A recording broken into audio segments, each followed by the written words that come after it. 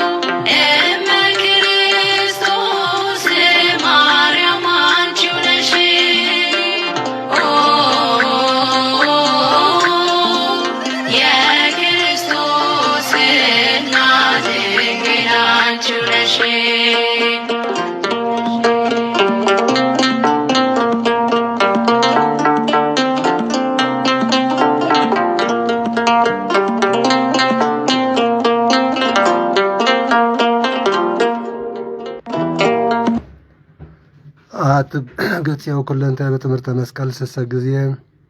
ገጽይን መላ አካላታይ በትምህርተ መስቀል ሰለስተ ጊዜ ማዕተብ አለኹ። በስመ አብ ወወልድ ወመንፈስ ቅዱስ አሃዱ አምላክ አሜን። በስመ አብ ወወልድ ወመንፈስ ቅዱስ አሃዱ አምላክ አሜን። በስመ አብ ወወልድ ወመንፈስ ቅዱስ አሃዱ አምላክ አሜን። ይትባረክ እግዚአብሔር አምላክ አቡይ ለዛ አብሳነ እስከ ሰዓት ዘአቆመነ ውስተ ዛቲ አውደ ምሕረት ለልባ እግዚአብሔር አምላክና بعين مرات أميتو استوارن تقدسن معلتي كم زوالنا استوارن تقدسن مشيتن ليتن لما يمسينا كبران عين تجزير أبوتات كانت تايكان مستير أحواد دياقونات أبوتات أديتات مناسيات تصانات من يجيتان أملخنان مدحنان إيس كرسات فتسم سلام أبزز لنا سلام أجزي أبير مسكولاتنا هزبا كرسيان يخون دحان دمسيخم كمالكم أمسيخم هزبا كرسيان دحان دوعيلكم سلام أملاخ يحلونا يحلوكم آمين. በስመ አብ ወወልድ ወመንፈስ ቅዱስ አሃዱ አምላክ ሰንበ ቅዱስ ሥላሴ ዘአምነት ማፀን ከለከ ሰይጣን በቅድም ዚአትም የቅዱስ ቤተ ክርስቲያንን ተይትስሚ ማርያም ጽዮን ለዓለም ዓለም ነአኩተከ ዘሰብሐከ ንባርከከ እግዚአን ተአምነከ ንስእለከ እግዚአን ተወቃከ ንገንለከ እግዚአን ከነ ለስመከ ቅዱስ ሰግለከ ወዘለከ ይሰግድ ኩሉ ብርክም ወለከ ይትቀነ ኩልሳን አንተ ወቱ አምላክ አማልክቱ እግዚአ አጋእስት ወንሰ ነገሥት አምላክ አንተ ለኩሰ ሥጋ ወለኩላ ዘነፍስም ونصوعك نبك معرنا قدس ولك انزل أنتم سبب صلي كما زبل أبونا زب السماوات آمين. أبونا زب السماوات يتقدس اسمك تمسح منقستك ويكون فقعدك بكم سماك وعمدرم سيساينا زلل لتنا عبني مدقلنا أبسانو جيغاينا كمن ندقل زعب سلي تبعا نقزيوس تمسط على عدنا نوال هنم كله كويس مزيعك يت منقست عيد سواتك بالعالم عالم بسلام قدس قرية الملاك أوجزتنا مريم سلام عليك دنجل بلناك ودنجل بسقاك مجزية بتساوي سلام عليك بروت أنتي من سرية كرستشيم تفسي فستي أو مريم اللي تسقاك زي أبي المسليتشي سألي وسلي مرة بنتي أنم هذا فكر والدشي إياس كريستوس كما يسرى لنا هاتعوينة تماسنا بتشي صلاة عيمانتنا من بأحد أملاك زي أبها زي كل جباري سميات ومدرم ዘያስተርኢ ወዘኢያስተርኢ ወነአምን በአሃዱ እግዚእ ኢየሱስ ክርስቶስ ወልደ አብ ዋሕድ ዘእምፈጠር ዓለም ብርሃን ዘእምብርሃን አምላክ ዘበአብ ዘበአማን ዘተወልደ ወአኮ ዘተገብረ ዘኦሪ ምስለ መለኮቶ ዘበቱ ኩሉ ኮነ ዘእንበሊሰ አልቦ ዘኮነ ወኢምንትን ዘበሰማይኒ ወዘበምድር ዘበንቲ ያለ ሰው በእንተ መድኃኒትን ወርደም ሰማያት ተሰብአ ወሰጎ መንፈስ ቅዱስ ማርያም እምቅድስት ድንግል ኮነ ብእሲው ሰለበንቲ ያነ በመዋዕለ ጲላጦስ ጴንጠናዊ ሃመ ወመጠ ወተቀረ ተንሥአ እሙታን አመ ሣልስት በከመ ጽሑፍ መጻሕፍትም አርገ በስብሐት ውስተ ሰማያት ወነበረ የማነ አብ ዳግም ይመጽእ በስብሐት ይኮነን ሕያዋን ሙታን ወአልቦ ማለቅ በመንግሥቱ ወነአምን በመንፈስ ቅዱስ እግዚእ ማየ ወሰረጸማ ምስግለቱ ወንሰቦ ምስለ አብ ወወልድ ዘነቢያት ወነአምን በአሐቲ ቅድስት ቤተ ክርስቲያን ተላለኩ ሐዋርያት ወነአምን በአሐቲ ጥምቀት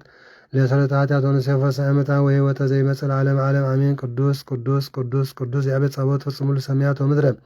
ቅዱሳተ ስብሐቲከ ንሰግድ ለከ ክርስቶስ ምስለ አብ ከሰማያዊ መንፈስ ቅዱስ ማያዊ እስመ መጻእከ ወአድኃንከ ንሰግድ ለአብ ወለመንፈስ ቅዱስ አሐተ ስግደተ ሰግድ ለአብ ወወልድ ወመንፈስ ቅዱስ አሐተ ስግደተ ሰግድ ለአብ ወወልድ ወመንፈስ ቅዱስ አሐተ ስግደተን ዘአሐዱ ሰለስተ አሐዱ ሰለስቱ በአካላት ወይተዋሐዱ መለኮት ሰግድ ለእግዝእተ ማርያም ድንግል ወላዲተ አምላክ ሰግድ ለመስቀለ እግዚእነ ኢየሱስ ክርስቶስ ዘተቀደሰ በደሙ ክቡር መስቀል ኃይልነ መስቀል ጽንዕነ መስቀል ቤዛነ መስቀል መድኃኒተ ነፍስነ አይድኩድነ ሳእምነ ወላመነ በኃይለ መስቀል ድኅነ ስብሐት ለአብ ስብሐት ለወልድ ስብሐት ለመንፈስ ቅዱስ ይደሎም ለአብ መንፈስ ቅዱስ ስብሐት ለአብ ስብሐት ለወልድ ስብሐት ለመንፈስ ቅዱስ ይደሎም ለአብ መንፈስ ቅዱስ ስብሐት ለአብ ስብሐት ለወልድ ለመንፈስ ቅዱስ ይደሎም ለአብ መንፈስ ቅዱስ ስብሐት ለእግዝእተ ማርያም ድንግል ወላዲተ አምላክ ይደሎ ለእግዝእተ ማርያም ድንግል ወላዲተ አምላክ ስብሐት ለመስቀለ እግዚእነ ኢየሱስ ክርስቶስ ይደሎ ለመስቀለ እግዚእነ ኢየሱስ ክርስቶስ ክርስቶስ በምሕረት ዘከረነ አሜን። አግመት ሰዓቱ እያስተሐፍርነ ለሰቦተ ስሜን ካህና አሜን። ለግፍቃድ ያቁመና አሜን። ወበአምልኮቱ ያጽናነ እግዝእተ ማርያም ድንግል ወላዲተ አምላክ አሪጅ ጸሎተነ ወአስተስሪ ኩሉ ኃጢአተነ አሜን። ቅድመ መንበሩ ለእግዚእነ አሜን። ለዛ አብልዐነ ዘንተ ህብስተ መልዓለም ምሕረቱ ወለዛ አስየነ ዘንተ ጽዋስ መልዓለም ምሕረቱ ወለዛ ሰርዐ ለነ ሲሳየነ ወአራዘነ እስመ ለዓለም ምሕረቱ አገሰለን ኩሎ ኃጢአትን እስመ ለዓለም ዘወሀበነ ሥጋ ቅዱስ ወደሙ ክብረ እስመ ለዓለም ምሕረቱ ለዘወሀብ ጻን እስከዛ እስመ ለዓለም ምሕረቱ ነሀብሎ ስብሐት ወአኮቴት ለእግዚአብሔር ልዑል ወለወላዲቱ ድንግል ወለመስቀሉ ክቡር ታኩተ ሰባ ስሙ ለእግዚአብሔር አምላክ ነወተ በኩሉ ጊዜ በኩሉ ሰዓት ሰላም ለቺ እንዘን ሰግን ብለቺ ማርያም እመኑን አስተበቋች ማርናዊ ተማጸነ ብቺ በእንታና እምቺ ወያጭማ ብቺ ማበርኔም ንንግል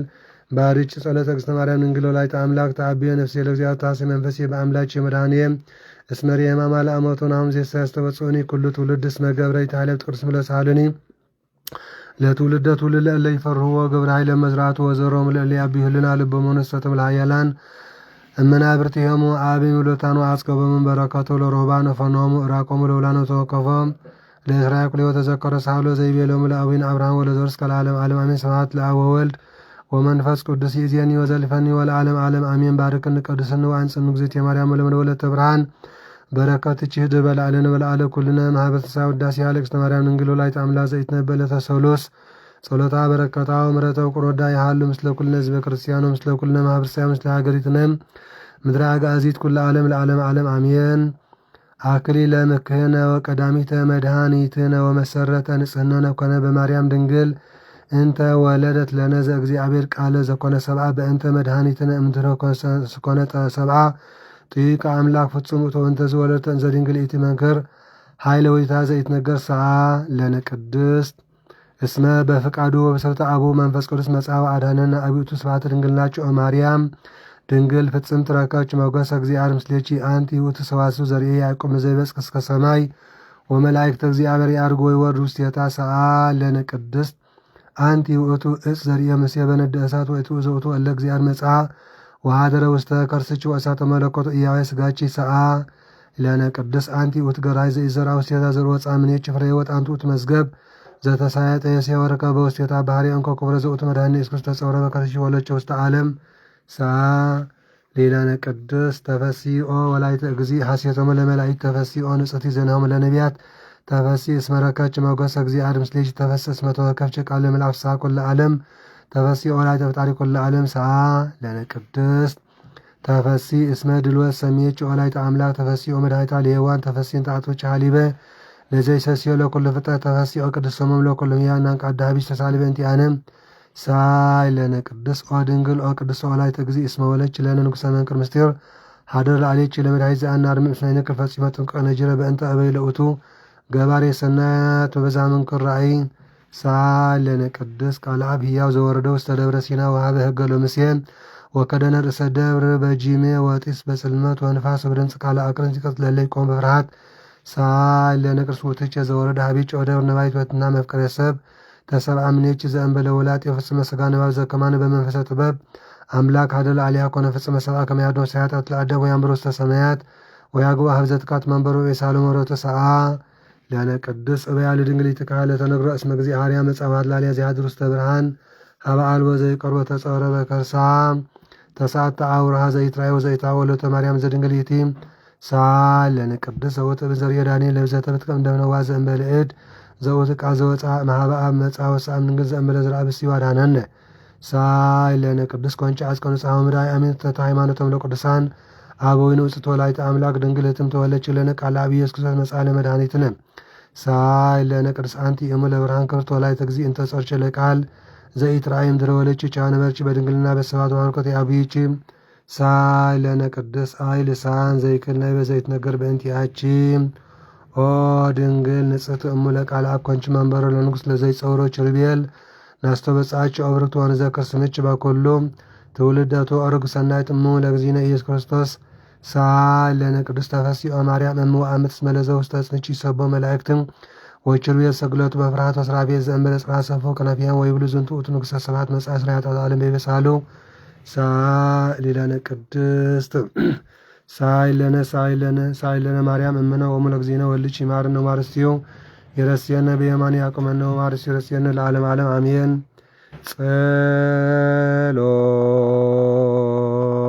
ጸሎታ ለማርያም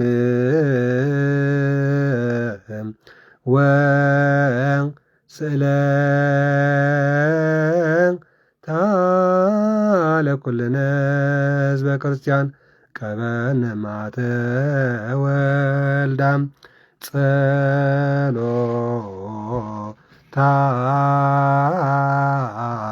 ለማርያም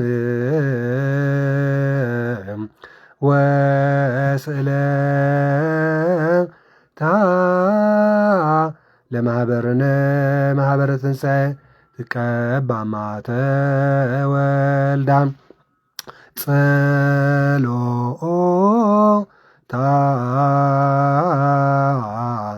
ለማርያም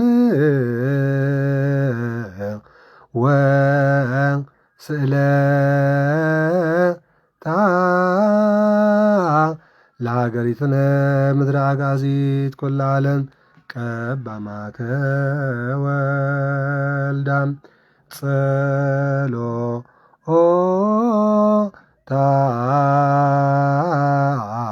ለማርያም ወስእለታ ለኩልነ አግበርቲከ ወአይማቲከ ኩሎም ክርስቶሳዊ ለጥምቀተ ሥላሴ ቀበነ ማተ ወልዳ እግዚኦ መሐረነ ክርስቶስ እግዚኦ መሐረነ ክርስቶስ እግዚኦ መሐረነ ክርስቶስ ባርከነ እግዚኦ አምላክነ ውስተ ንሃ ሰማይ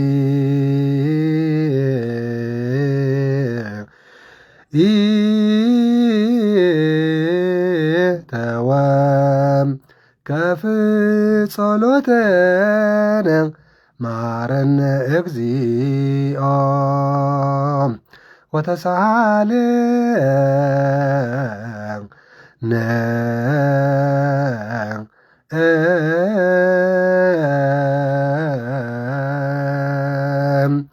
ማርያም አምላክ ይማረን። ሰላም ላሳለነን ያጋስታ ዓለም ሥላሴ ምሕረትን ንያዴና ቅድስት ማርያም ድንግል ወላዲተ አምላክ በረከት ረድኤትን ናይ ኩሎም ቅዱሳን ሕሩያን እግዚአብሔር አምላክ ተራዳእነትን ይሓልወና ሓልኹም። ሰላም ዘውዓለና መድኃኔ ዓለም ኢየሱስ ክርስቶስ ሰላም ዘለለይትን ምሸትን ይግበረልና አሜን። እግዚአብሔር አምላክ ሕማነ ስጋን ሕማነ ነፍስን ይመሓረልና አሜን። እግዚአብሔር አምላክ እስራተ ነፍስን እስራተ ስጋን ይፍታሓልና አሜን። እግዚአብሔር አምላኽና ብምድሪ ንቆፅ መሬት ንዝገሹ ብሰማይ ብኣየር ንዝገሹ ብባሕሪ ብቀላይ ንዝገሹ መገሾም የስምረአልና آمين እግዚአብሔር አምላኽና ቀዲሞምና ዝዓረፉ ኣቦታትናን ኣዴታትናን ኣሓትና ሓትናን ኣብ ሑፍ ኣብርሃም ሳይቅ መንግስተ ሰማያት የዋርስ ሰህልና آمين እግዚአብሔር አምላኽና ዝወደቕና ኣተንሲኡ እግዚአብሔር አምላኽና ዝረሓቕና ኣቕሪቡ እግዚአብሔር አምላኽና ዝተበተና ኣኪቡ እግዚአብሔር አምላኽና ሰነፍና ኣበራቲዑ እግዚአብሔር አምላኽና ዝረናሕሳሕና ብነስሓ አንጺሁ ዕድመ ንስሓ ጊዜ ንፍሳ ይዓድለና آمين እግዚአብሔር አምላኽና ፈሊጥና ብድፍረት ከይፈትና ብስሕተት ዝገበርናዮ ሓጢኣት ንስነትና ሕደገልና آمين እግዚአብሔር አምላኽና ዝነጠበን ዝጎደለን ብኣፈ ቅዱሳን ትጉሃን መላእክቲ ይታረመልና آمين እግዚኦ መሐረነ ክርስቶስ አቡነ ዘበሰማያት آمين أبونا زب السماوات يتقدس اسمك تمسح منجستك ويكن فقدك بكم بالسماء كما هو بمدر سيساينا زلل لتنا هبن يمدق لنا أبسان وجقاينا كمنن نهدق لزعب بسلني تابعنا نقزيست ومسد ألا أدنى والعنم كله كسم زياك يت منجست عيلو سبعات كل عالم عالم بسلام قدس كري الملاك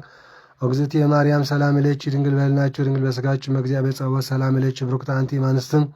وبروك فريق كرسيتي تفاسي فستي او مريم لتጸጋ እግዚአብሔር ምስሌች ሳሊው ጸልይ በርተመንት ያነ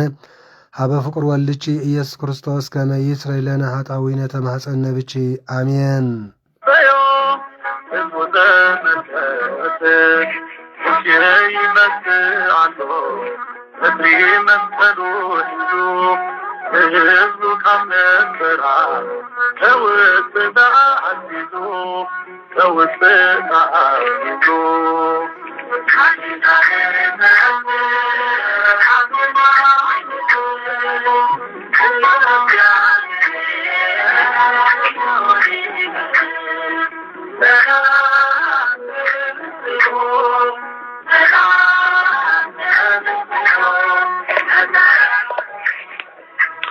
أنين سلاتي قدس قالوا زيارة أملاقنا زقبرن تمسكنان يكون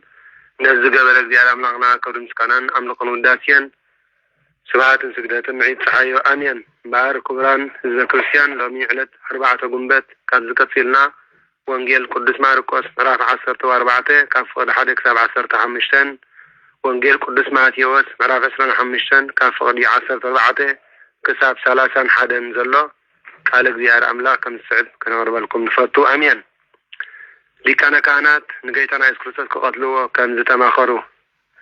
وانجيل قدس ماركوس 10 كم حدي كساب 15 فاسكان بعلك كان كهم كلت معلتي طريفو نبره لكان كانت ممهران حقن دما نجيتنا إسكروسات بتنقل حزام كقتلوا يداني نبرو انتقنا أبكبابي على هزبي هكات كي العاسي ببعال أيهون بلو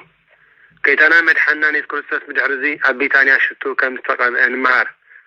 ويتانا أملاقنا مدحينا إيس كريستوس أبيتانيا أبي السمعون تلمسام أما أدي تقامي تقال له حانت سبيتي بزح زواقو بصري نار دست قبرة قدي شتو زملئة بألباستروس تسرح بلقات حزا مسد نتبلقات نغنيغا أبرسو أفسستو قال يوم كا حريقهم كم زبالو إذا كله طفعت قدي شتون من تاي إيو إذا شت زي كاب 300 دينار زبزح تشيتو لدخاتات قدا أي متواهبن يرو بلو نعاون كوريلا ويتانان أملاقنا مدحنا إيسوس كرسوس كا كم زي بلم نزا سبيت زي أحدقوا أي توقيوا سناي قبري قبرت اللي لدخاتاسي كل الشعب ترخبوهم إخم عبزالهم مقزية دما سناي كتقبر لهم يكالكم يو نعيقنا كل ساعة أي كترخبونن إخم بلم نسا تعاقنا ياز قبلت عقد دماوين قبل يزقب سبنتي قبلت إذو انجل زي أستسب كزبالي أكل عالم إذن نساز قبرتن ما ذكرتها كم زنقر بحق يبلكم الله بلا بدحر زي هدا هي أذكرتاوي أحليفك هو كم استوعى عرفة أنا نبب حدا كابتم 10 كلته دكا مزامرتو يهودا أسكورتاوي نقويتنا إسكورستوس حليفو كهوبو نابليكا خانات كده نساتهم ند سميعهم تحقوسو 3 برور ገንዘብ كبو خا توعالو نسدما حليفو كهوبو مچو اوان يدلي نبره بدحر زي قيتنا أملاقنا مدحنا إسكورستوس مش دك مزامرتو درار فاسيكا كان زبلعه بتاغنشل فاسيكا زحرد الله قداميت معالتي بعلكچا زصات 10 تقل تكونه درار فاسيكا قتبلع علي كن دالو الكات دلي دما يلم دك مزامرتو بغيتنا ኢየሱስ ክርስቶስ حاتتوا ጎይታናን አምላክናን መድኃኒናን ኢየሱስ ክርስቶስ ካብቶም ደቀ መዛሙርቱ ክልተ ሊኹ ከም ዝበሎም ኣብ ቅድሚኹም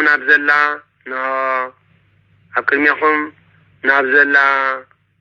ከተማ ኪዱ አቡ ዕትሮ ማይ ዝተሰከመ ሰብኣይ ክረኽቡ ኢኹም ንዕኡ ሰዓብዎ ኣብታ ዝኣትዎ ከዓ ነቲ በዓል ቤት መምህር ምስ ደቀ መዛሙርተይ ድራር ፋሲካ ዝበልዓላ ቤተ ጋይሽ ኣበያ ይብለካ ኣሎ በልዎ በሎም ንሱ ከዓ ኣብ ደርቢ ዝተነፅፈን ዝተዳለወን ዓብይ ኣዳራሽ ከሪኦኩም እዩ አቡ ኣዳልውልና በሎም እቶም ደቀ መዛሙርቱ ድማ ናብ ከተማ ከይዱ እሞ ከምቲ ዝበሎም ረኸቡ አቡ ድማ ድራር ፋሲካ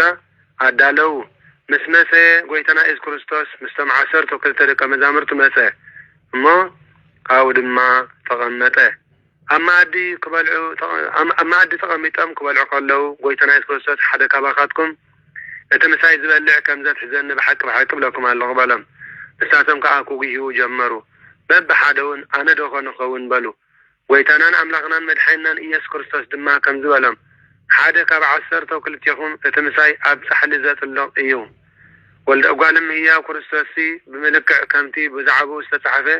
ክኸይድ እዩ እቲ ንክርስቶስ ምኽንያት ኮይኑ ዘትሕዞ ሰብ ግና ወይልኡ እቲ ሰብትስ እንተዘይውለድ መሓሾ ነይሩ በሎም ኢየሱስ ክርስቶስ ቅዱስ ቁርባን ከም ዝሰርዐ ክበልዑ ከለዉ ጎይታና ኢየሱስ ክርስቶስ እንጀራ አልዒሉ ባረኸ ቆሪስኻ እንኩዚ ስጋዩ እናበለ ሃቦም ጽዋ አልዒሉ ድማ ኣመስጊኑ ኩልኹም ካብኡ ስተዩ እናበለ ሃቦም ደጊሙ ከዓ እዚ ምእንቲ ዝብዝሓት ዝፈስስ ናይ ሓድሽ ክዳን ደመ እዩ ከሳዕታት መዓልቲ እቲኣ ኣብ መንግስቲ ኣምላኽ ሓድሽ ገይረ ካብ ሞት ተንሲእ ክሳብ ሰትዮ ካብ ዝፍረ ወይኒ እዚ ከምዘይሰቲ ብሓቂ እብለኩም ኣለኹ በሎም ኣሜን ሰማይን ምድርን ክሓልፍ ቃለይ ግና ኣይክሓልፍኒ በለ ጎይታ ንደቀ መዛሙርቱ ከምኡ ድማ ኣብዚ ወንጌል ቅዱስ ማቴዎስ ምዕራፍ 25 ካብ ፍቕዲ 14 ክሳብ 31 ዘሎ ቃለ እግዚአብሔር ኣምላኽና ኣነስኻትኩምን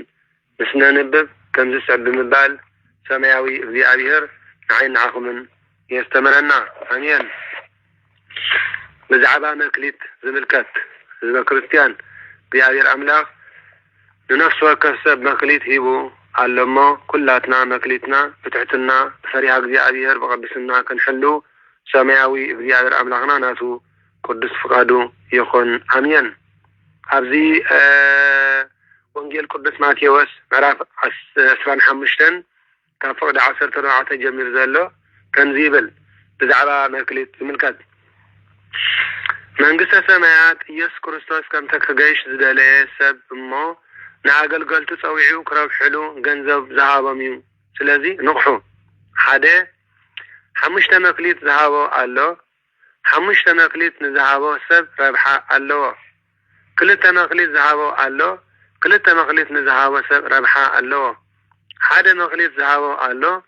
ንነፍስ ወከፎም ከከም ዓቕሞም ሂብዎም ብኡብኡ ገሸ እቲ 5 መክሊት ተቀበለ ብኡብኡ ከይዱ ነገደሉ ካልእ 5 መክሊት ድማ ረብሐ ከምኡ ድማ እቲ በዓል 2 መክሊት ካልእ 2 ረብሐ እቲ 1 መክሊት ተቀበለ ግና ከይዱ ምድሪ ኩዒቱ ወርቂ ጎይቱ ሓበአ ድሕሪ ነዊሕ እዋን ከዓ ጎይታና ኢየሱስ ክርስቶስ ጎይታቶም ገላው መፅኡ ምስኣቶም ክትሰባሰብ ጀመረ እቲ 5 መክሊት ተቀበለ ቀሪቡ ጎይታይ 5 መክሊት ሂብካኒ ነርካ ንዋ ድማ ካልእ 5 መክሊት ረብሐኩና በለ ካልእ 5 መክሊት ኣንፀአ ጎይቱ ድማ ጽቡቕ ኣንተ ሕያዋይ እሙን ኣገልጋሊ ብውሑድ ተኣሚንካ ኢኻ እሞ ኣብ ልዕሊ ብዙሕ ክሸመካየ ናብ ሓጎስ ጎይታኻ እቶ በሎ እቲ 2 መክሊት ተቀበለ ድማ ቀሪቡ ጎይታይ 2 መክሊት ሂብካኒ ነርካ ንሆ ከዓ 2 ካልእ መክሊት ረብሐኩ በለ ጎይቱ ከዓ ጽቡቕ ኣንተ ሕያዋይን እሙንን ኣገልጋሊ ብውሑድ ተኣሚንካ ኢኻ እሞ ኣብ ልዕሊ ብዙሕ ክሸመካየ ናብ ሓጎስ ጎይታኻ እቶ በሎ እቲ 1 መክሊት ተቀበለ ድማ ቀሪቡ ጎይታይ ዘይዘራእካዮ ተዓጽድ ዘይበተንካዮ እውን እትእክብ ጨካን ሰብኣይ ምዃንካ እፈልጥ እየ ስለዚህ ፈሪሐ ከድኩ ነቲ መክሊትካ ድማ ኣብ ምድሪ ሓባእክዎ እንሆ ገንዘብካ በሎ እቲ ጎይቱ ግና መሊሱ ከምዚ በሎ አንታ ክፉ ሓካይ ኣገልጋሊ ዘይዘራእክዎ ከም ዝዓፅድ ዘይበተንክዎ ከም ዝእክብ እምበኣር ትፈልጠኒ ዶ ኢኻ ስለዚህ ነዚ ገንዘበይ ክትመልስ እንተገባእካ ነይሩ ኣነ ከዓ መፂአ ንዝረብሕሉ ሰባት መሃብኮም ነይረ ይብል እንሆ ነቶም ኣብኡ ደው ኢሎም ዝነበሩ ከዓ እምበኣርሲ ነቲ መክሊት ካብኡ ኣግዲፍኩም ነቲ 10 መክሊት ዘለዎ ሃብዎ በሎም ምክንያቱ ድማ ንዘለዎ ዘበለ ኩሉ ይህቦ ይውስኽዎ እውን እዮም ንዘይብሉ ግና እቲ ዘለዎ እኳ የግድፍዎ እምበለ ነዚ ሓካይ ግልያ ግና ኣብ ፍጹም ፀልማት ደርቢዎ ኣብኡ ከዓ ምክያትን ምሕርቃ ማስናንን ክኸውን እዩ በሎም በዓል 5 መክሊት ፍጹም ትምህርቲ ተማሂሩ ዝመሃረ እዩ በዓል 2 መክሊት ድማ ምጡን ትምህርቲ ምሂሩ ዝመሃረ እዩ ንኣብነት ሐዋርያ ጴጥሮስ ንቀሌሜንጦስ ምሂሩ ኣፍርዩ ሐዋርያ ጳውሎስ ከዓ ንጢሞቴዎስ ምሂሮም ከም ዘፍረዩ ነቢ ኤልያስ ንነቢ ኤልሳዕ ምሂሩ ኣፍርዩ በዓል 1 መክሊት ድማ ፍጹም ትምህርቲ ተማሂሩ ዘይመሃረ እዩ እቲ ፍጹም ትምህርቲ ዝተማሃረ ምሂሩ መኺሩ ንዕኡ ዝመስል ወደ መዝሙር ኣፍረ ጎይታ ድማ ጽቡቕ አንተሕያዋይን እሙን ኣገልጋሊ ውሑድ ተኣሚንካ ኢኻ እሞ ኣብ ልዕሊ ብዙሕ ክሸመካ ናብ መንግስተ ሰማያት እተወ በሎ ዝተረፈ ንባብ ትርጉም ከም ዘለዎ ማለት እዩ እቲ ፍጹም ትምህርቲ ተማሂሩ ዘይመሃረ ወይ ግና ከም ዝበለ ጎይታይ መምርሒ ሕጊ ከይሰርዓካ ብስነ ልቦና ፈሊጥኩም መምህር ከይመደብካ ብስነ ፍጥረት ተመራሚርኩም ስርሑት ትብል ጨካን ምዃንካ ፈልጥ እየ ዓላውያን ነገስታት ከየሳቂንን መናፍቃን ተኸራኺሎም ከየረትዑንን ስለዝፈራሕኩ ብዝተማሃርኮ ቃለ ወንጌል ብዝተማሃርኮ ትምህርቲ ኣይመሃርኩን ብዝተዋሃበኒ ሓላፍነት እውን ኣይሰርሐኩን ማለት እዩ ኖ ጠብለልኩዋ ውስተ ሰበኒ የብል ኣብ ቁራፅ ዓለባ ቆፂረ እያ ማለት ዝተማሃርኮ ትምህርቲ ንዓይ ጥራይ ኣብ ኣእምሮይ ዓቂረ የለኹ በለ ዓቂረ ሓለኹዎ በለ ሉቃስ 19:1 ኖ ሽመትካ ድማ በሎ ጎይታ ግና መሊሱ በሎ መምርሒ ሕጊ ከይሰርዓኩ ብስነ ኣእምሮ ፈሊጥኩም መርምር ከይመደብኩ ብስነ ፍጥረት ተመራሚርኩም ስርሑ ዝብል ጨካን ምዃነይ ትፈልጠኒ ዶ እምበኣር ኢኻ ባር ሓላፍነትካ ከተረክብ በተገባእካ ነይሩ ኣነ ከዓ ንዘገልግል መሃብክዎ በሎም እምበኣር ንመላእክቲ ከዓ ናይ መምህርነት መክሊቱ ወሲድኩም ነቲ በዓል 10 መክሊት ወስኹሉ በሎም ነዚ ሓካይ መምህር ግና ኣውፅዎ ማለት ማዕርግ መምህርና ተሪፍዎ ከም ህዝባዊ ናብ መንግስተ ሰማያት ምእታው እዩ በሎም በዓል 5 መክሊት ተባሃለ ከም በዓል ሊቀ ነቢያት ሙሴ ማለት እዩ ሊቀ ነቢያት ሙሴ 5 ብሔር ኦሪት ስለ ዝፀሓፈ እዩ ኦሪት ዘፍጥረት ኦሪት ዘፀአት ኦሪት ዘሌዋውያን ኦሪት ዘኍልቍ ኦሪት ዘዳግም ዝብል ቅዱሳን መጽሓፍቲ ጽሒፉ ስለ ዘስተምሃረ እዩ ከምኡውን ብሉይ ኪዳንን ሓድሽ ኪዳን ጽሒፉ ዘስተምሃረ ከም በዓል ሐዋርያ ቅዱስ ጴጥሮስ ድማ ብክልተ መክሊት ይምሰሉ ብሓቂ ቅዱስ ጴጥሮስ ብክልተ መክሊት ይምሰል ክልተ መልእኽቲ ስለ ዝፀሓፈ ማለት እዩ ብሉይን ሓድሽን ኪዳን ስለ ዝመሃረ ቀዳማይ ጴጥሮስ ምዕራፍ 1 ካብ 10 ክሳብ 12 ንምልከት ካልኣይ ጴጥሮስ ምዕራፍ 1 ካብ 19 ክሳብ 21 በዓል 1 መክሊት ድማ ከም ይሁዳ እዩ ይሁዳ ሓንቲ መክሊት ተባሂሉ ጽሒፉ ዘሎ ይሁዳ ወዲ ያዕቆብ ካልኣይ በዓል 5 መክሊት ተባሃለ ከም ሊቀ ጳጳስ ማለት እዩ ሊቃነ ጳጳሳት ኣምብሮኢድ ኣብ ልዕሊ ጳጳሳት ምሻም ቀሽን ዲያቆንን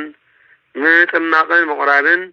ስልጣን ኣለዎም ማለት እዩ እንታይ ኣለዎም ኣምብሮኢድ ኣብ ልዕሊ ጳጳሳት 1 ምሻም ካህናትን ዲያቆናትን 2-3 ምጥማቅን ምቁራብን 4-5 ማለት እዩ ስልጣን ኣለዎም በዓል መክሊት በዓል 2 መክሊት ዝተባሃለ ድማ ካህን እዩ በዓል 2 መክሊት ካህን እዩ ምክንያቱ ካህን ምጥማቅን ምቁራብን ስልጣን ስለ ዘለዎ ምቁራብን ምጥማቅን ስልጣን ኣለዎ 2 መክሊት በዓል 1 መክሊት ድማ ዲያቆን እዩ ዲያቆን ተንሱ ለጸሎት እንዳበለ ህዝቢ ቃል አምላክ ንዒዱ ቃል አምላክ ነጊሩ ቃል አምላክ አስተሚሩ መንግስተ ሰማያት መቃት ህዝቢ ናብ መንገዲ ዝሓነ ክመጽእ ጓስ ገይሩ ካብ መንገዲ ጥፋት ናብ መንገዲ ድሕነት ካብ ውድቀት ናብ ትንሳኤ ካብ ርሕቀት ናብ ቅርበት መንገዲ አምላክ ስለ ዘመጽእ ማለት እዩ አሜን በዓል 5 መክሊት ድበሃል ጥምቀት ተጠሚቁ ኃጢአቱ ተአሚኑ ነስሓ እንዳአተወ ሰማዕት እንዳኾነ ምእንተ ቅዱስ ቤተክርስቲያኑ ምንኩስና ዝመንኮሰን ብብሕትውና ዝነብርን እዩ በዓል 5 መክሊት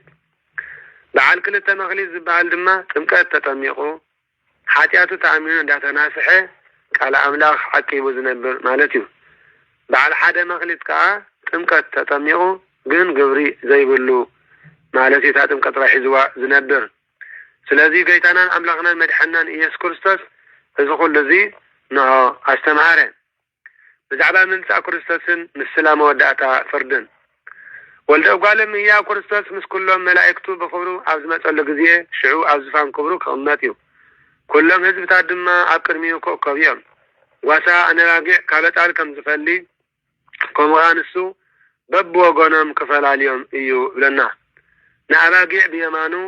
ንኣጣል ድማ ብጸጋሙ ክቕውም እዩ ጎይታናን አምላክናን መድሓናን ኢየሱስ ክርስቶስ አመጻጽኡ ብክበበት ስብእት እዩ ማለት በሰብአዊ አካል ስለዝኮነ እዩ ብየማንን ጸጋምን ዝበለ በዳጌ ተመሲሎም ዘለው ጻድቃን እዮም በጊዕ ምድሪ እናረአየ ዝኸይድ ትሑት እዩ ጻድቃን ድማ ሞት ከም ዘሎ እናዘከሩ ብትሕትና ዝኸዱ እዮም በጊዕ ሕፍረታ ብኮልኮላ ትስውር ብኮልኮላ ትሽፍን ጻድቃን ድማ ናይ ገዛ ርእሶም ኃጢአት ብንስሓ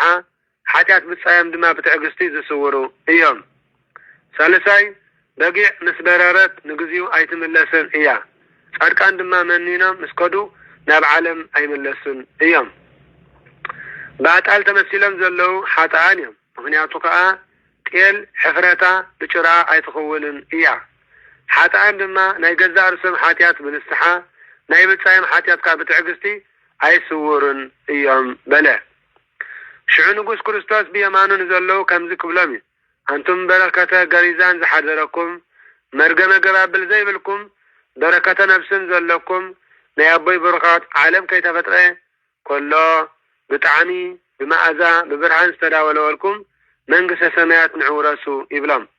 ኦሪት ዘዳግም 11 ካብ 26 ክሳብ 29 እንመልከት ምክንያቱ ከዓ 6 ቃላት ወንጌል ስለ ዝተግበርኩም በሎም ማለት ጠሚየ ዘብላዕኩምኒ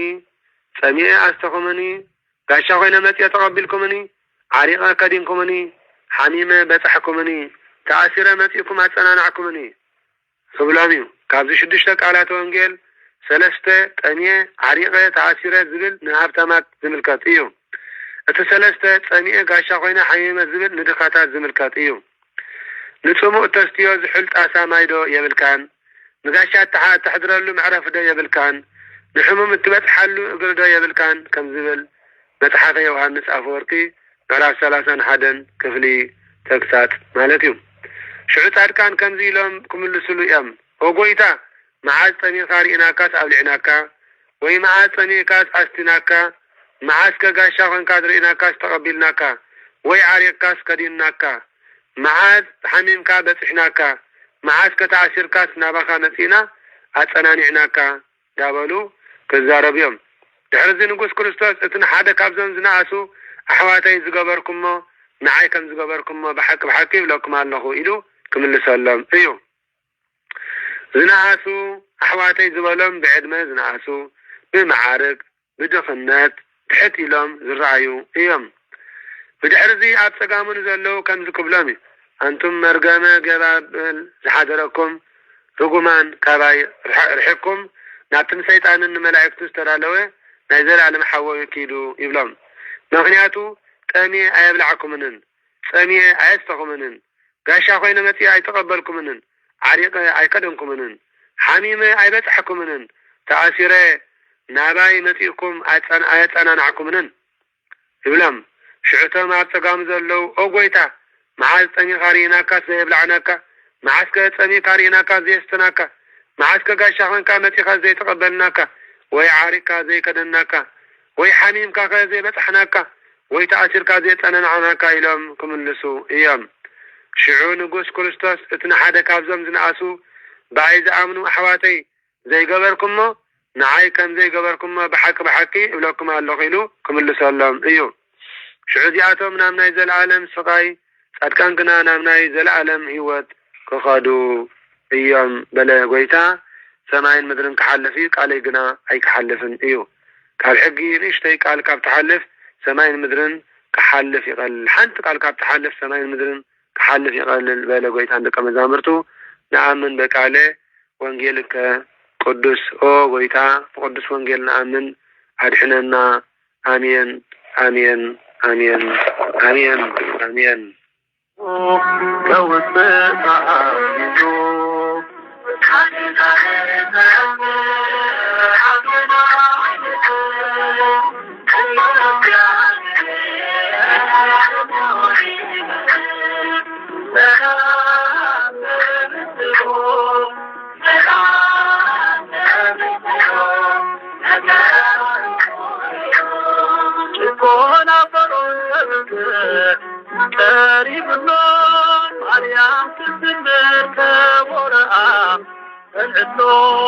هارون بناهو جيزو حزبو يبارك عيد قادلنان إسرائيل أمنا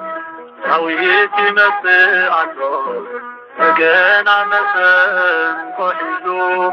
حزبي أملاك مرو قبح وتمهرتو قبح وتمهرتو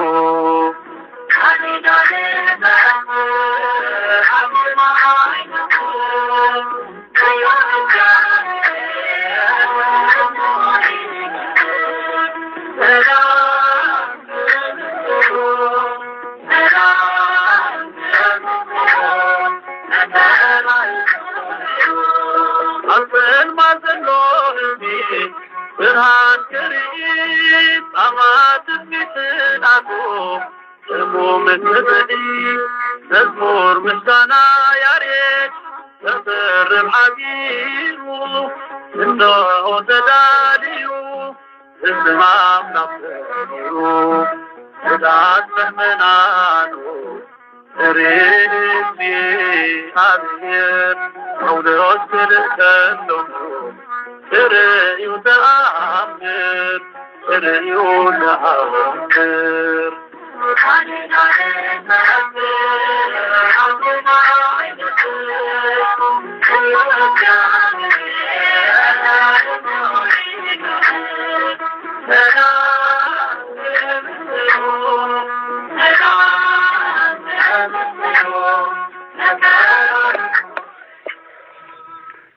أمين سلتي قدس قالوا زيارة عملاقنا زخدرا زتمسكنا يكون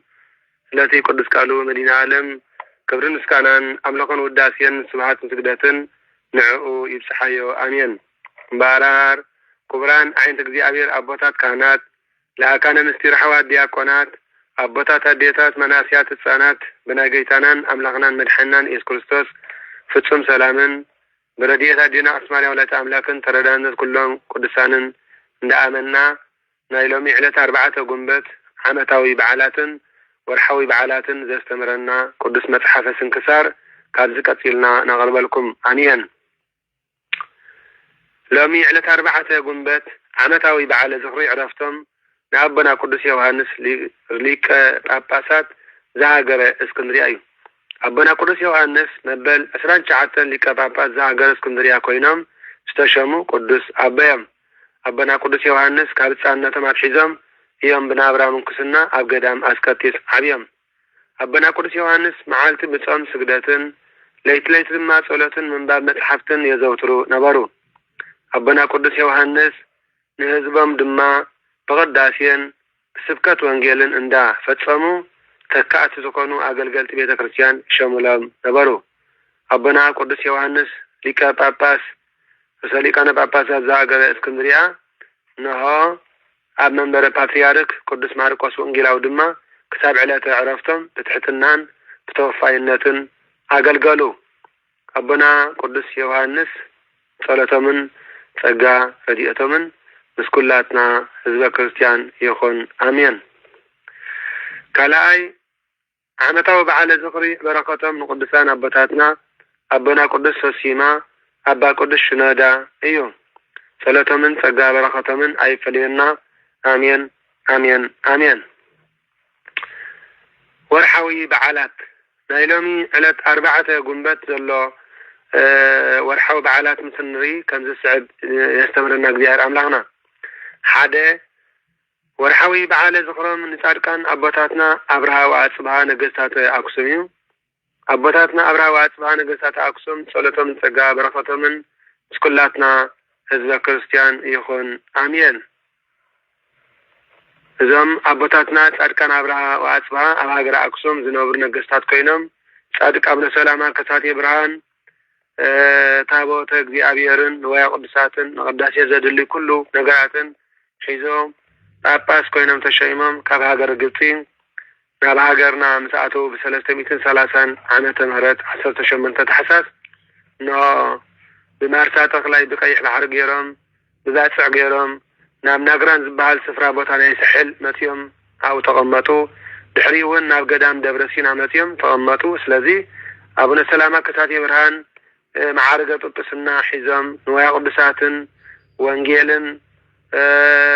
ታቦትን ሒዞም ካብ ሃገረ ግብፂ መፅዮም ከም ዘለዉ ምስ ሰምዕዮም አብርሃ ወአጽብሃ ነገስታት አክሱም ኢዛናን ሳይዛናን ድማ ገጸ በረከት ሒዞም ሰራዊት ወታደራቶም ኣኸቲሎም ናብ ደብረ ሲና ብምምጻእ ነሆ ጥምቀተ ክርስትና ዝተጠመቁ ማለት እዩ። ጥምቀተ ክርስትና ዝረኸቡ ነዚ ዝገበረ እግዚአብሔር አምላኽና ክብሪ ምስጋና ይጽሓዮ አሜን። እግዚአብሔር ንሃገርና ሃገር አጋዚት ንሃገርና ምድሪ አጋዚት ይባርከልና። ዕድመን ሰላምን በረኸትን ምትሕቑቃትን ስኒትን ሕብረትን ይዓድለና እግዚአብሔር አምላኽ አሜን። ካልኣይ ወርሓዊ በዓለ ዝኽሪ ፍልሰቱ ንወንጌላዊ ቅዱስ ዮሐንስ ወንጌላዊ እዩ። ወንጌላዊ ቅዱስ ዮሐንስ ሓደ ካብቶም 12 ቅዱሳን ሐዋርያት ኮይኑ ሓደ ካብቶም 4 ወንጌላውያን ድማ እዩ። ዓመታዊ በዓለ ዝኽሩ ድማ 4 ጥሪ እዩ። ወንጌላዊ ቅዱስ ዮሐንስ ወደበና ዘብዴዎስ ሓዊ ያዕቆብ ብምክፋፍ ዓሳ ዝነበረ አቦ እዩ። ወንጌላዊ ቅዱስ ዮሐንስ ጌታና መድሓኒና ክርስቶስ ጽዋዕ ከሎ ከምዚ ዓሳ ገፊፍካ ትናበር ዘለኻ ከምኡ ድማ ህዝቢ ገፊፍካ ናብ መንግስቲ አምላኽ ህዝቢ ገፊፍካ ናብ ቤተ ክርስቲያን ክትጽውዕ ኢኻ ጸዋዒ መንግስተ ሰማያት ብወንጌል ክትኮን ኢኻ ብምባል ንወንጌላዊ ዮሐንስ ወይታ ወዲ 26 ዓመት ኮሎ እዩ መሪፅዎ። ስለዚ ወንጌላዊ ቅዱስ ዮሐንስ ወዲ 26 ዓመት ኮሎ እዩ ቃለ ወንጌል ንኸስተምህር እነሆ ነገረ መለኮት ንኸስተምህር ሓድነትን ሰለስትነትን ስላሴ ንኸስተምህር ጎይታ መሪፅዎ። ሎሚ ኣነ ንስኻትኩምን ወዲ በ40 መዓልቲ ጓል ድማ ብ80 መዓልቲ በአጋዕዝተ ዓለም ስላሴ ሓድነት ሰለስትነትን ሰማያዊ ጥምቀት ሰማያዊ ልደት ተጠሚቕና ተጸዊዕና ኢና። መዓሰይ ተጸዊዕኺ ጓል 80 መዓልቲ መዓሰይ ተጸዊዕኻ ወዲ 40 መዓልቲ ጓል 80 መዓልቲ ካብ ተጸዋዕኺ ወዲ 40 መዓልቲ ካብ ተጸዋዕኻ መጸዋዕታና ከነኽብር ይግባአና። ኣንስኻትኩም ሎሚ መጸዋዕታ እግዚአብሔር አምላኽ እንታይ ንዕመ ብሰላም ንበሩ ዝብል እዩ። መጸዋዕታ ናይ ልዑል እግዚአብሔር አምላኽ እንታይ ንዕመ ብፍቅሪ ንበሩ ድብል እዩ። መጸዋዕታ ናይ እግዚአብሔር አምላኽና እንታይ ሰብ ሙሉኣት ተስፋ ኮኑ ዝብል እዩ። መጸዋዕታ ናይ ልዑል እግዚአብሔር አምላኽና ንዕ ብእምነት ንበሩ ንእግዚአብሔር እመኑ መንግስቲ አምላኽ ከዓ ትወርሱ ዝብል ማለት እዩ። መጸዋዕታ እግዚአብሔር ህዝበ ክርስቲያን ስለዚ ንነፍሲ ወከፍና ጸዊዕና ኣሎ። መጸዋዕታ ኣብ ክልተ ይምቀል። ተቀዳማይ ንኹላትና ድጽውዕ መጸዋዕታ እዩ። ብስም አብን ወልድን መንፈስ ቅዱስን ተጠሚቕና ደቂ ስላሴ ኮይና ወዲ በርባዓ ጓል ብ80 ሰማያዊ ልደት ተጠሚቕና ማሕበረ ቅዱሳን ዝኾናሉ መጸዋዕታ ኮን ከሎ ቀዳማይ እቲ ካልኣይ ከዓ ብመክሊት እግዚአብሔር አምላኽ ብመክሊት ጽውዕ እዩ። ብመክሊት ንብዙሓት ኣቦታትና ብርሰ ሊቃነ ጳጳስ ሽመት ጸውዕዎም ኣሎ መጸዋዕታ። ብዙሓት ኣቦታትና ጳጳሳት ብምዃን ተጸዊዖም ኣለዉ። ብዙሓት ኣቦታትና ብመጸዋዕታ ኤጲስቆጶስነት ተጸዊዖም ኣለዉ። ብዙሓት ኣቦታትና بمصوعتا قومسነት ተጸውዕም አለው ብዙሓት አቦታትና በመጸዋዕታ ካህን ስልጣነ ክህነት ሒዞም ተጸውዕሎ መኽሊት ማለት እዩ ብዙሓት አቦታትና ብናብራ መንኩስና ብሕትውና ተጸውዕሎ ብዙሓት አቦታትና በመልክዕ መምህርነት መረጌታ ናይ አቋቋም መምህራን ናይ ቅኔ መምህራን ናይ ማህሌት መምህራን ናይ ዜማ መምህራን ናይ ንባብ መምህራን ያተባሉ ናይ ኩሉ ነገር አበምንየት ናተባሉ وبزح ነገር እግዚአብሔር አምላክና አብ ሰማያዊ ናብራ ክንነብር አብ ሰማያዊ አገልግሎት ክንነብር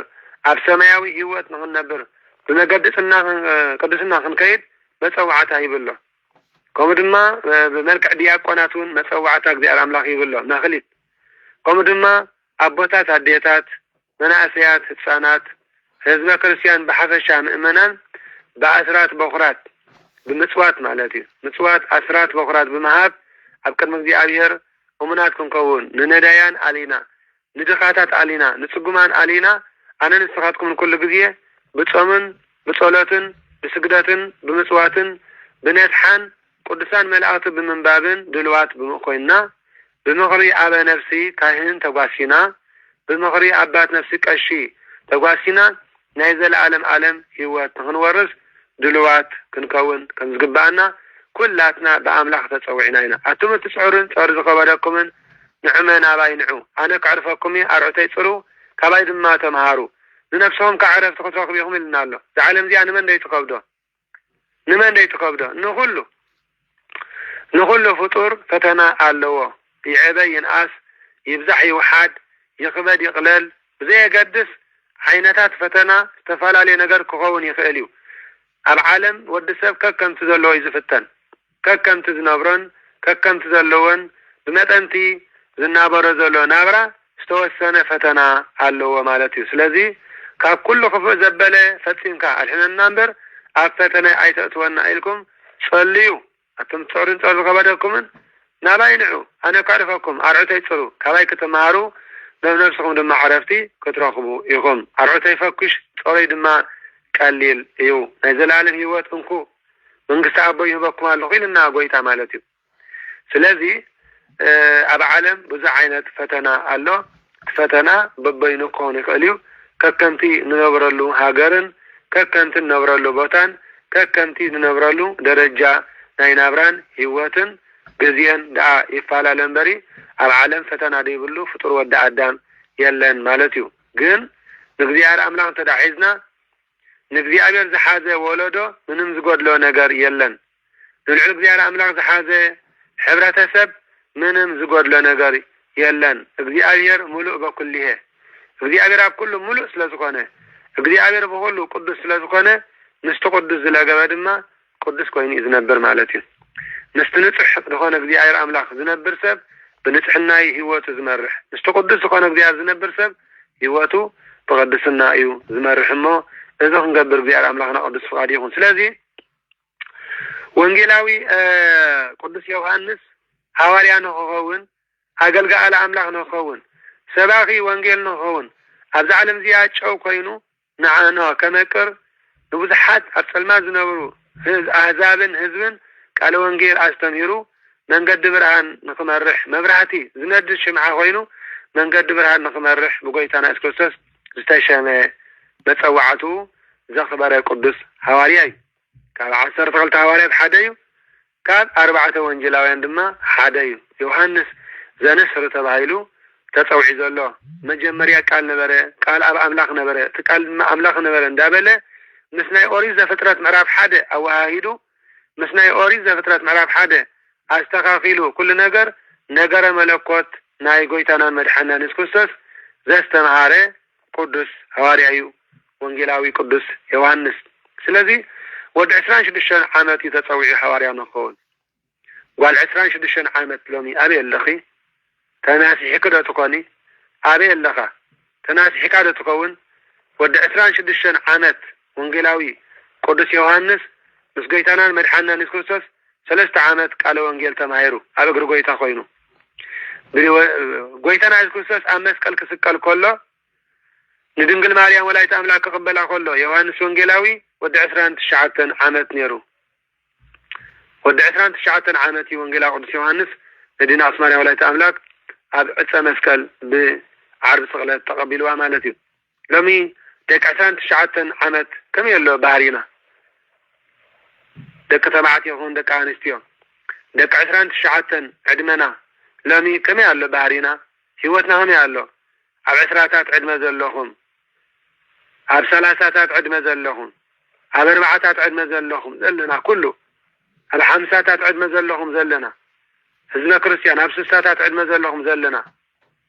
ተመልከቱ ህዝበ ክርስቲያን ከመይ ኣሎ ህይወትና ከመይ ኣሎ ጠባይና ከመይ ኣሎ ተግባርና ወዲ 26 ዓመት ዮሐንስ ወንጌላዊ ንቅድስና ተፀውዒ ተመሪፁ መፀዋዕቱ ድማ ኣኽቢሩ ወዲ 29 ምስኮነ ሰማያዊ ህያብ ተቀቢሉ ንድንግል ማርያም ዝበለጠት ህያብ መተተ ፈጣሪ መልእልተ ፍጥራን ካብ ፈጣሪ ዝተሓተት ካብ ፍጥራን ዝለዓለ ትግዝእት ማርያም ተቀቢልዋ ኣነ ንስኻትኩም ተቀበልናዮ ናይ ጥምቀት ወይ ከዓ ዝኣሰርናዮ ቅዱስ ቃል ኪዳን ብቅዱስና ዶ ዓቂብና ነብር ኣለና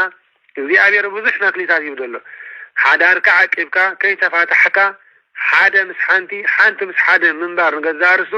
ሰማያዊ መክሊት እዩ ማለት እዩ ክንሕልዎ ዝያር ዝሃበና መክሊት እዩ ከሳብ ዕለተ መርዓኻ ድንግልናኻ ዓቂብካ ምጽናሕ ወዲ ይኹን ጓል ይኹን ወዲ ክብረ ንጽህናኻ ድንግልናኻ ዓቂብካ ምንባር ንገዛርሱ ሓደ መክሊት እዩ ሓደ መፀዋዕታ እዩ እግዚአብሔር ከሳብ ሓዳር ትገብሪ ብቅድስናን ብድንግልናን ክትቅመጢ መፀዋዕታ ይበክ ኩሉ ግዜ ፈጣሪ ኩሉ ዓለም እግዚአብሔር ከሳብ ሓዳር ትገብር ክሳብ ትምርዖ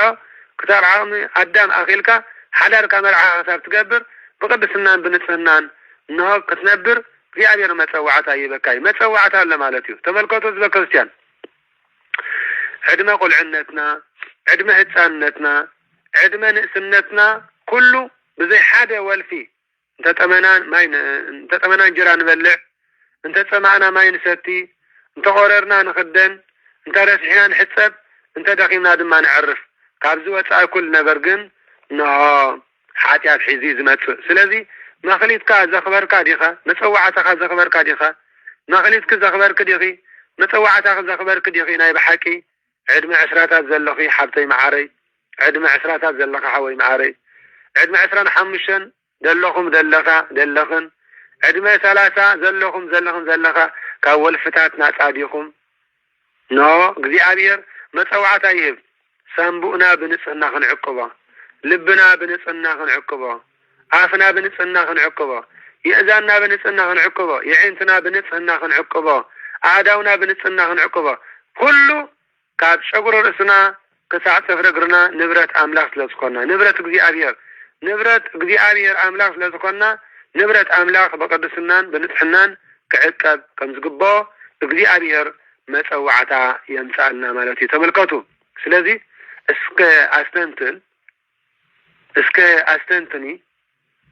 እስከ አስተንትኑ ዮሐንስ ወንጌላዊ በጌታና አምላክናን መድኃኒታን ኢየሱስ ክስዋዕ ከሎ ወዲ 26 ዓመት ተዳንየሩሲ ኣብዚ ዕድመ ካብ 20 ክሳብ 30 እንታይ ይሰርሓለኹ እስከበል እንታይ ቅድስና ሰሪሐሉ ሓሊፈ በል ኣብ 4 ዳእተኻ ካብ 20 ክሳብ 30 ደነበረ ዕድመይሲ እንታይ ቅድስና ሰሪሐሉ በሊ ኣብ 4 ዕድመ ኣቲኺ ዘለኺ ካብ 20 ክሳብ 40 ዕድመይሲ እንታይ መንፈሳዊ ነገር ሰሪሐ ኣብ ሃይማኖት ተዋህዶሲ እንታይ ኣበርኪተ በል እንታይ ኣበርኪተ እስከንበል ኣብ 4 ዕድመ ኣቲኹም ዘለኹም ኣብ 50ታት ዕድመ ትረግፅሎም ሕጂ ካብ 20ታት ክሳብ 30ታት ካብ 20ታት ክሳብ 40ታት እንታይ ኣበርኪተ በሊ ሕጂ ኣብ 40 ኣብ 50 ዕድመ ትረግፅ ዘለኺ ኣደ ሓብቲ በዓልቲ ቤት በዓልቲ ሓዳር ስለዚ ኣነ ንስኻትኩም ቆኑ ለአንተ ተዓብት ጸጋ ስለዝኮነ እነሆ ሰናይ ካብ ኣምላክ ክወሃበኩም ቀናኣትኩኑ ጽቡቕ ነገር ካብ ኣምላክ ክወሃበኩም ኩሉ ግዜ ጻዓሩ ጽቡቕ ተመነዩ ሰናይ ተመነዩ ዝለና ማለት ተመልከቱ ክርስቲያን ህይወተይ ንቅርት ኮይና ክትነብር ህይወተይ ዝተባረኸት ኮይና ክትነብር ህይወተይ ዝተቀደሰ ኮይኑ ክነብር ህይወተይ ኣብዚ ዓለም ዝጸንሖ 40 ዓመት ድዩ 30 ዓመት 50 ዓመት ድዩ 60 ዓመት 70 ዓመት ድዩ እግዚአብሔር አምላክ በዝመደበለይ መጠን ክሳብታ ዘለኹ ግን ከነገረ ብሰላምን ብጥዕናን ብበረኸት ብቅድስናን ክነብር ከም ዝግባአኒ እዚ እግዚአብሔር አምላክ መፀዋዕታ ይብለሞ መፀዋዕታ አምላክ ዘኸበረ ክርስቲያን እግዚአብሔር ኣይፍለዮን መጽዋዕታ አምላኽ ዘኽበረ ሰብ ዚኣነ አምላኽ በቅዱስ ቃሉ ንጎን ምሸትን ኣይፍለዮን እሞ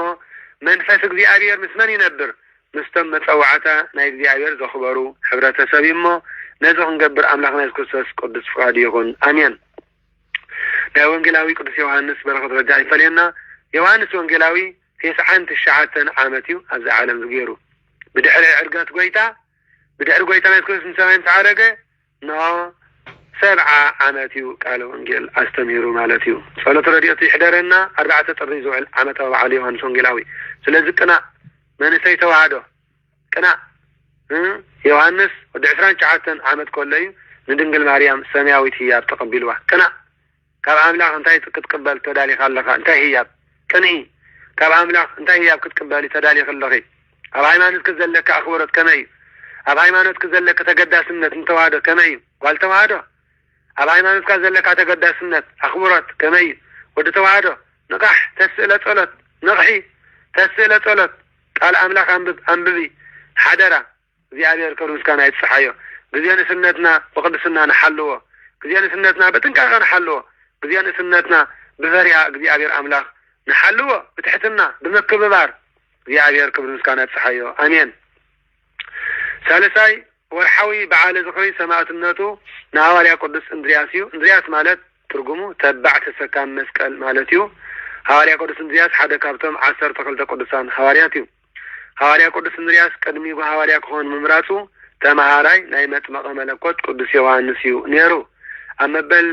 ኣብ መስቀል ተሰቂሉ እዩ ድማ ብዕለት 4 ታሕሳስ 60 ዓመተ ምህረት ሰማዕትነት ተቐቢሉ።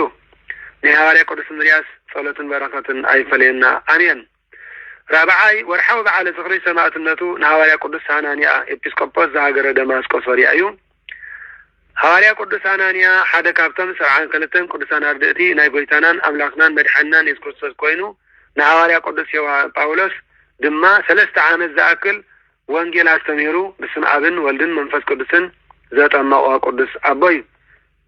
ዓመታዊ በዓለ ዝኽሪ ሰማዕትነቱ ድማ 4 ጥቅምት እዩ። ጸሎትን በረኸትን ኣይፈለየና አሜን። ሓምሻይ ወርሓዊ በዓለ ዝኽሪ በረኸቶም ንነቢይ ሶፎንያስ ዝርከቦም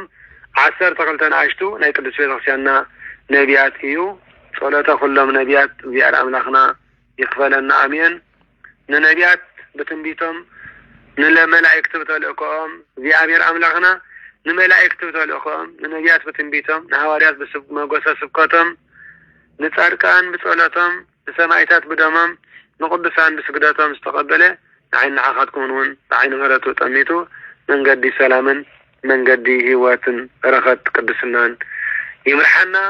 ሰማዕናዮን ዝተማሃርናዮን ቃል እግዚአብሔር አምላኽና ኣብ ልብና ይሕድረልና። እግዚአብሔር ሕሙማትና ይምሓረልና፣ እስራትና ይፍታሐልና፣ ንዝገሹ መንገዶም ይቕንዓልና፣ ንዝዓረፉ ኣፈ አብርሃም ጸባ ያዕቆብ ኣብ መንግስተ ሰማያት የዋርሰልና። ፈሊጥና ብድፍረት ከይፈለጥና ብስሕተት ዝገበርናዮ ሓጢአት ንእስነትና አምላኽና ኢየሱስ ክርስቶስ ይቅረ ይበለልና። ዝነጠበን ዝጎደለን ብኣፈ ትጉሃን መላእኽቲ ያርመልና። እግዚአብሔር ሰላም ንሃገርና ይሃበልና፣ ንመራሕቲ ሃይማኖትና ሰላምን ጥዕናን ይሃበልና፣ ንመራሕቲ ሃገርና ሰላምን ጥዕናን ይሃበልና፣ ንሙሉእ ህዝቢ ዓለም ሰላምን ጥዕናን ንሙሉእ ህዝቢ ዓለም ሰላምን ጥዕናን ይሃበልና፣ ቅሳነት ይሃበልና። እግዚአብሔር አምላኽና አሜን አሜን። አቡነ ዘበስ አምላኽ ብጸጋን ብረድኤትን ይደግፈና። ናይ ወላዲት አምላኽ መብርሃን ጸሎትን ረድኤትን አማላጅነትን ጣዕምን ፍቅርን ጽላልን ዕቁባና ይፈለየና። እግዚአብሔር አምላኽና ኩሉ ምርያኑ በረኸቶምን ረድኤቶምን ይሕድረልና። እግዚአብሔር አምላኽና መስተዋዕሊ ልቦናን ተነሳሒ አእምሮን መስተዋዕሊ አእምሮ ተነሳሒ ልቦና ይዓድለና። እግዚአብሔር አምላኽና እዚ ሎም ምሸት ከም ተቀዲምና ዝበልናዮ ኣነ ንስኹምን ብሰናይ ኣነ ንስኹምን ብመግቢ ኣነ ንስኹምን ብረድኤት ኣነ ንስኹምን ብጸጋ ተኸሊልና ከነምስኸለና ኣብዚ ሰዓት እዚ ክንደይ ሕማም ዝሰቀዩ ወገናትና ኣለው። ቀውሲ መድሓኒት ይላኸሎም ረድ ይጠምተና። እግዚአብሔር አምላኽና ንዓለም ሙሉእ ኣሸጊሩ ዘሎ ሕማም ንዓለም ሙሉእ ዝሸግረና ዘሎ ሽግርን መከራን እውን እግዚአብሔር ይቐንጥጠልና። እግዚአብሔር አምላኽና ዘባሱ ሰላምን ክስፈርን ይወርደልና፣ ለሐመም ይፈውሰልና፣ ዝመቱ ገነት መንግስተ ሰማያት ይንብረልና። እግዚአብሔር አምላኽና ኩሉ ድለታትና የስምረልና፣ ነፍሰ ገብሩ ተክለ ሃይማኖት ነፍሰ ገብሩ ተክለ ሃይማኖት ነፍሰ ገብሩ ተክለ ሃይማኖት ሀብተ ስላሴ ወለተ ትንሣኤ መሰረተ ገብርኤል ብርሃነ መስቀል ወለተ ችሮስ ወልደ እንድርያስ በረከተ አብ ተስፋ ስላሴ ዖባ ዮሐንስ ገብረ አምላክ ወለተ ሚካኤል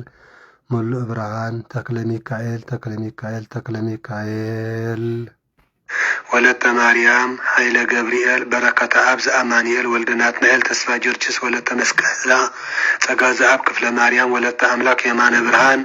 ገብረ እግዚአብሔር ወልደ ዮሐንስ ወልደ ስላሴ ኤልሳቤጥ መዓዛ ሕይወት ፍጹመ ብርሃን ተክለ ሃይማኖት አመተ ማርያም ወለተ ማርያም ወልደ ኤስሮም ወልደ እሰይ ጸጋ ዘአብ መድኃኔ እግዚእ ገብረ ኢየሱስ ሐረገ ወይኒ ወለተ ሕይወት ክብረ አብ ኩሎም ክርስቶሳውያን እግዚአብሔር አምላክና ስሙን ጸዋዕና ያምን ዘይጸዋዕና ያምን በሐባሪ መሐረልና ገነት መንግስተ ሰማያት አረውፋ አብርሃም ይስሐቅ ያዕቆብ የንብረልና ሕሙማነ ስጋን ሕሙማነ ነፍስን ይፈውሰልና ተባረኸን ተቀደሰን ለይቲ ይግበረልና ወላዲተ አምላክ መብርሃን ካብ ስደታ በረኸት ትሕድረልና ኣብ ኩሉ ንፈረ መዓልቲ ሰውረና አቡነ ዘበሰማያት ንበል ቀደስ ስምከ ትምጻእ መንግስትከ ወይኩን ፈቃድከ በከመ በሰማይ ከማሁ በምድር ሲሳየነ ዘለለዕለትነ ሀበነ ዮም ህድግ ለነ አበሳነ ወጌጋየነ ከመ ንሕነኒ ንህድግ ለዘአበሰ ለነ ኢታብአነ እግዚኦ ሰመን ስልጣን ለአድነነ ወባልሐነ ኩሉ እኩይ እስመ ዚአከ ይእቲ መንግስት ኃይል ወስብሐት ለዓለመ ዓለም በሰላመ ቅዱስ ገብርኤል መልአክ ወእግዝእትየ ማርያም ሰላም ለኪ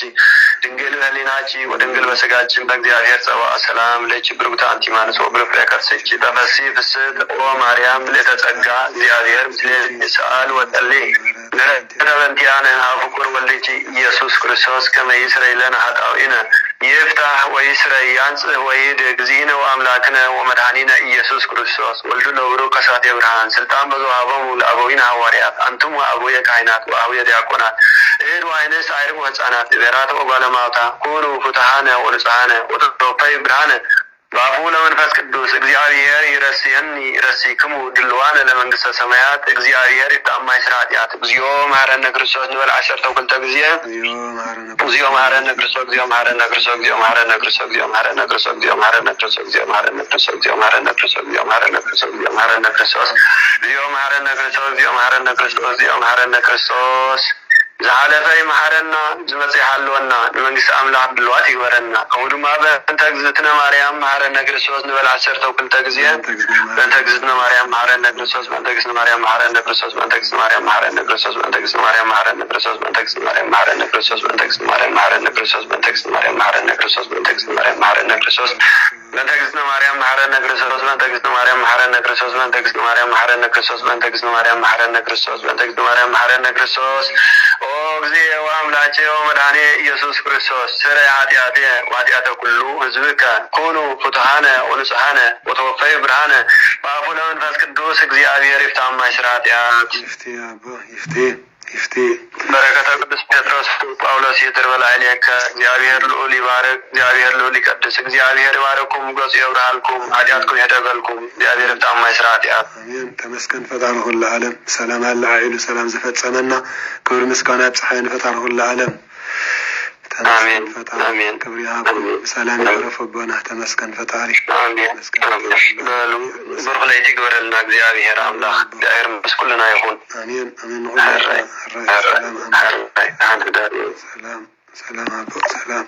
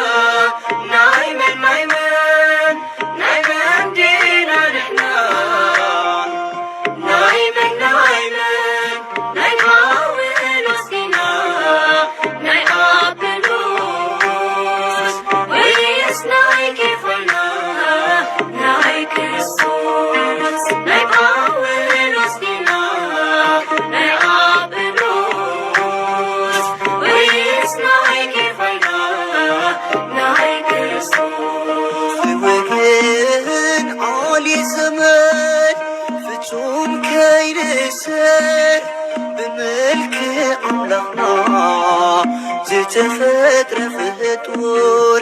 نخبرو نلقلو من يوبزا يقدس نغلو فطور أملاك سرحات كريستوس نايمن دينا نحنا نايمن نايمن نايمن دينا نحنا نايمن نايمن نايقاول وسطنا نايقابلوس ويسناي كيفنا